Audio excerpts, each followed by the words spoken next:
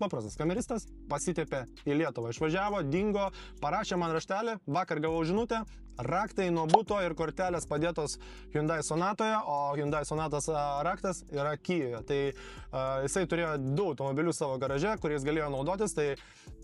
pakalbėkime mane apie tai, kas buvo jam suteikta. Tai duoti automobiliai, alga 11 000 dirhamų, sumokėta už butą 70 000 dirhamų į priekį mano, ta prasme, aš moku už butą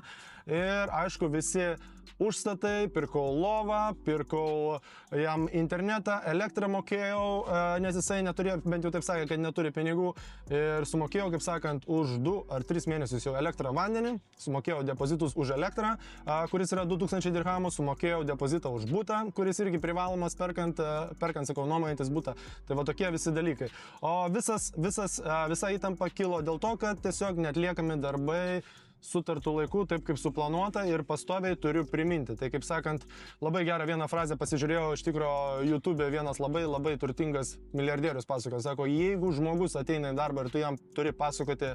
ko jis atėjo į tą darbą, tai jisai atėjo ne į tą darbą. Tai va taip ir būdavo pastoviai su mūsų žvaigždė kameristu, bet kažkaip per daug kaip sakant, dramos nekeldavau ir pasistengdavau nuryti, kaip sakant, ir prakentėti ir eiti toliau suplanuotų kelių, bet kai kiekvieną dieną tenka visą tai priminti ir kiekvieną dieną žmogus, kurio pareiga yra susižiūrėti, ką reikia šiandien filmuoti,